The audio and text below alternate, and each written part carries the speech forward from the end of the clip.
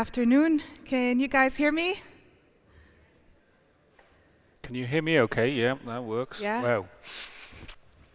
Okay. Um, I know it's late in the day and everybody looks a little bit tired, so since we have Hasbro here and we're talking about play and games and toy, we're going to play a very, very easy game. So, can you please stand up if you have strategized over risk or brokered deals in Monopoly at some point in your life? No one? No one has played Monopoly? Can you stand up if you've played Monopoly, please? Thank you. Okay, that's better, right, Matt? Okay, great. Thank you, guys. So, obviously, these games and toys didn't just occupy our childhood, but they really shaped our strategic thinking. And for those of you who may have stepped on a piece of Play-Doh, if you have children, or sat down to a quiet episode of Peppa Pig with your children, then you know that Hasbro continuously innovates to keep our kids engaged and to build the future generations of leaders. Today I have the absolute pleasure of welcoming Matthew, or Matt for the friends, Austin, Executive Vice President and Chief Revenue Officer at Hasbro. Matt leads all global commercial activities and leverages Hasbro's opportunities with powerful data, consumer insight, and strategic partnerships. Matthew is not here today to pass go or collect $200 in Monopoly, but to share how Hasbro's transformation is more exciting than Monopoly. And I hope today's insights are as transformative as those transformers that we all love. So let's give a playful yet serious welcome to Matthew to the Retail Summit 2024. Thank you very much. Matthew just flown in as well from the US.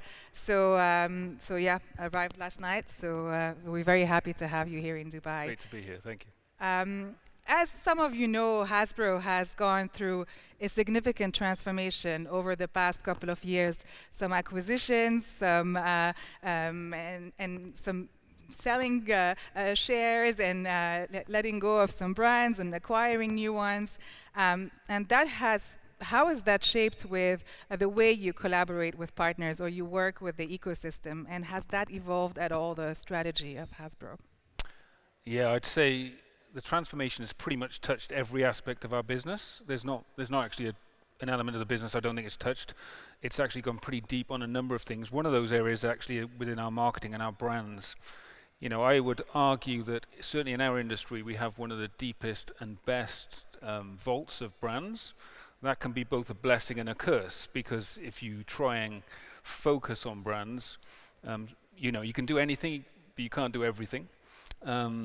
So I think one of the challenges for us is how we focused our brands. So we've actually, as you've mentioned, we've licensed out a number of brands, for example, things like For Real and a few others. We've actually focused in on perhaps some of the brands you just talked about with Peppa Pig and Transformers and Magic the Gathering and all these brands that are kind of household names in some ways. By the way, 90% penetration is Monopoly, so that was about the right representation. At the beginning, Yeah. but then I think they pulled their weight off. Yeah, exactly. So, and I think the concept really, which you'd have heard probably done to death in consumer products businesses, is fewer, bigger, better. And realistically, what that means is we just have to immerse our consumers more directly with our brands and take it to a much deeper level. So we're more focused on depth and breadth of portfolio, which I think is actually the right thing to do, and we're already seeing dividends from that. And what that means from our license partners is there's more opportunities for us. What's interesting for us as a business is we're both a licensee and a licensor, a pretty big licensor of a company called the Walt Disney Company, which some of you may have heard of. So, you know, we know how to operate in that space, both from a partnership model and how we effectively go after brands. So that idea of going after a fewer brands with a much more deeper and enriching consumer experience is one of the main targets of what we call a brand blueprint 2.0. Sounds very kind of consultancy speak. Essentially what it means is you meet the consumer where the consumer needs you to meet them. Absolutely. And put them at the center of the business. That's it. Absolutely. And we talk a lot about ecosystem and partnerships, and obviously you can't do it alone. with some of your brands, you're not selling the product yourself. You're not into D2C most of the time. So you rely a lot on your partners to sell your product and represent your brands. Yep. How do you select your partners and bring those partnerships to life? What's important for you guys as a company? Yeah, it's funny because actually we just hold the mirror up to ourselves, because I've talked about us being a partner of others, and I think the big thing for us is how the word is partnership, and sometimes that's overused. But what we mean by that is two or three things really. Number one is it's a strategic partnership. Number two is, and this is something we're passionate about with the Walt Disney business as much as anybody, we want people to be as passionate about our brands as we are. And storytelling is very important in this case. And that's an essential part of it. And number three is it's an evolving and learning relationship. It isn't about transactional relationship. And again, that sounds very obvious, but in reality, the challenges for us is how we develop those true longer-term relationships where we can both build on that consumer experience. Oh, I feel like I'm in a relationship with Peppa Pig, I can tell you that. Many people do, actually, including Katy Perry and Orlando Bloom, if you've seen our latest update. So I think there's just, that's our focus really, is that mutuality from a partnership, which I think is incredibly important when you have consumers at the center. And how is it that Hasbro is extending its IP in location-based entertainment? I know you're doing quite a bit of that recently, especially in that region. Yeah, so location-based entertainment is incredibly important to us, whether it's theme parks. So you can imagine we have pretty strong and established partnership with companies like Universal Studios, with our Transformers rides that you're around in Beijing and in Florida as well. But actually, what we're moving much more towards is family entertainment centers. We're moving more towards bespoke customer immersion areas. So an example being in London, we just opened, about 2 years ago, we opened our first Monopoly experience, which is an immersive Monopoly experience that allows you to kind of play the game mixed with an escape room.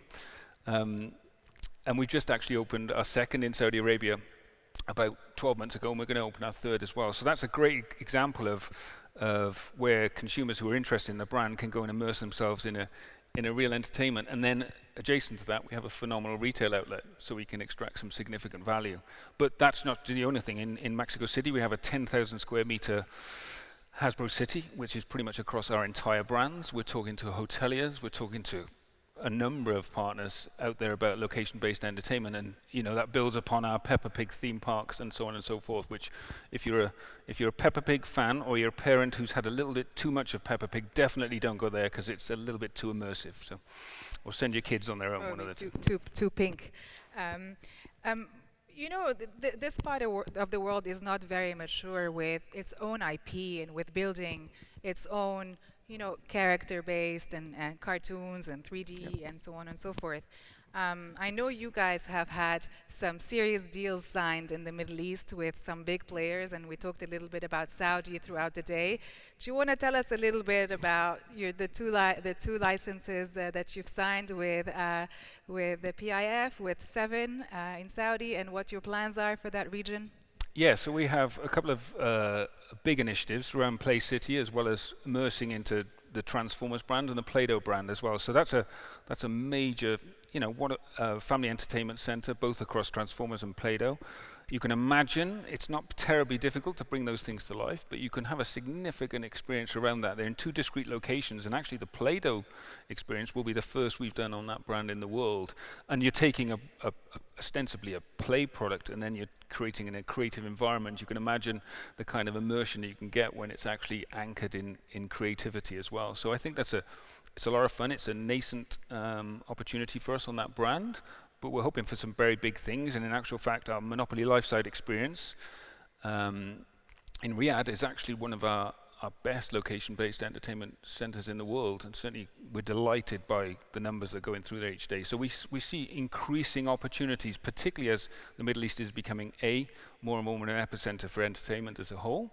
And number two, actually the demographic here, it does skew very young, so there's a great opportunity for us to capitalize on that. Yeah, over 60% of the population is under 30, 25. So I think, it's a very interesting market, I'm sure, for that audience, and you're building the future generations, right, with your Gen Alphas. And so if you were to just size it, how big is this market for you? What does it represent in terms of revenue potentially? Yeah, I'd say realistically, it's an evolving market with lots of headroom. That's how I describe it. Because if you think where we've come from prior to our transformation, we were anchored in sort of physical products, that traditional kind of toy outlet. We have some great relationships here, and we have some fantastic retail outlets. But where we see the real opportunity in this region is actually through licensing and location-based entertainment. We can see the opportunity there, not just to build the experience for consumers, but actually to have significant retail sales. One of our biggest challenges actually when we're doing location-based entertainment, because often people specialize in that space, is to drive a true retail outlet that also immerses the consumers. And I won't tell you which market, but our number 2 retailer, which is one store in our 4th biggest market in the world, is in one location, in a location-based entertainment area. So the opportunity for both of us to share in that kind of mutual gain as well as the consumer to have a great experience is fantastic. And how do you decide who to partner with? Do you have criteria? I mean, what's important for you? And how do you decide who to sign with and how to build, your brands in those regions? Yeah, it's a balance between experience. So we want a partner that knows more about that we do about the areas where we're going into. Sounds obvious, but that's something actually we've learned a lot even through our film business and in our entertainment business. We expand our brands. We certainly don't try and make our own content, for example, if we've got a great producer like Paramount, for example, on our Transformers movies. And it's the same with our partnerships. The second piece is, as I mentioned, in the majority of instances, we want a longer term relationship. We want somebody who's going to learn with us and ideally build those brands with us, and then also, frankly, give us a bit of a hard time as well, in the nicest sense of the word, as we kind of build that opportunity. And the third thing, we do look for reach. So we are trying to, if we can get a scalable partner that says, okay, I can do it here, but I can also do it in a number of other scenarios and potentially other brands, then that obviously enables us to be efficient with both our IP and our properties as well as everything else. So those are the 3 things I'd really say. And how much does something like launching a Transformers movie impact the retail business? I mean, do you find that the entire organization sees growth from a brand perspective, a revenue perspective? I mean, I assume everything is interconnected, sponsorship, product placement. It's an ecosystem, right? And for someone who looks after both the sales and the marketing side, it's a great opportunity for you to showcase your brands. Tell us a little bit about how you do it. Yeah, so I think if you think about our industry, content is a cornerstone of a number of brands. It's not every brand, and sometimes brands can get confused that you need content and everything. So if you look at Peppa Pig, for example, that's a content-led property. Obviously, Transformers, as you mentioned, is a content-led property. But things like Play-Doh, we do have some short-format stuff, but it's actually much more of a kind of classic consumer product. So absolutely, we see significant lifts in a way that is one of our challenges, and this is as an entertainment business as a whole, is how do we make sure we lap those lifts and continue to keep those products as evergreen as possible. So with Transformers, it's often triple digit, if not more than that, in terms of its overall uplift. So we had a great movie last year with Rise of the Beast, which was fabulous, and we've just launched our first trailer for Transformers 1, which is a origin story, which is actually going after a little bit different demographic, but we've got just small-time actors like Chris Hemsworth and Scarlett Johansson in it, so they're voicing some of the characters. So I'm lucky enough to seen it, and it's pretty damn good fun for all the family. So that's somewhere which is launching in September. That's a great opportunity for us to capitalize on that opportunity. Great. So big money in the bank for the last quarter of the year. It's going to save you a year. Fingers crossed, yeah.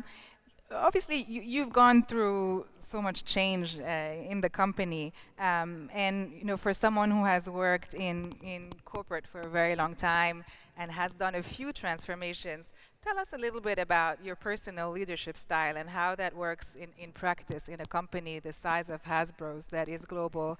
And we tried to set some time to speak, but we're always in a different time zone. So. Yep. How do you manage your team remotely, and tell us a little bit about your style as a leader? Yeah, I think my style is generally very empowering towards teams. I'm passionate about creating an environment where people can be at their best. And if you're going to be your best self, you have to be your true self. So how do you create that authenticity that comes into a business every day? Sounds like the most obvious thing in the world, but actually, as we know in the corporate world, for some reason, we can put people in boxes a little bit too easy, whereas I like to see them as a bit more kind of more like an amoeba than a square. And I think that's one of the things is how do we allow ourselves to be their true selves? The second piece I think is, and this is interesting with a transformation. So when we're immersing ourselves in a transformation, what you're going to do, to be candid, is slightly the easier bit. I mean, some of our McKinsey partners and so on will tell us the strategy is much more difficult than the reality. But in reality, it's how do you look out and make sure everybody comes with you? Particularly if, we're 100 years old. We're trying to set the business up for the next 100 years. So how on earth do you do that in an environment where you have a lot of kind of institutional knowledge, which you absolutely need to keep, but you also need to drive a change? And that, I think, is the single biggest challenge, frankly, on any transformation. I've probably failed as often as I've succeeded in that space, but I've learned a lot more from the failures. Well, I want to say it's an obvious one, but I think the fact that you were allowed to fail and that you empower your team and you allow them to fail as well is fairly honorable, and that shows less short-termism and more long-term planning, because I guess you have to fail to learn from Yes. your own mistakes, right? And you touched on something around speed and implementation, and I don't even remember who said that, but it stuck with me. If you want to go fast, go alone, and if you want to go far, go together. So the fact that you're bringing your team with you in that journey is pretty commendable. Probably a few of the brands here are either going into a new market, the brands that have the retailers or the brands that are here from abroad are looking at ways to enter the market, or are going through a transformation themselves, whether it's a digital transformation, a people transformation, a cultural transformation.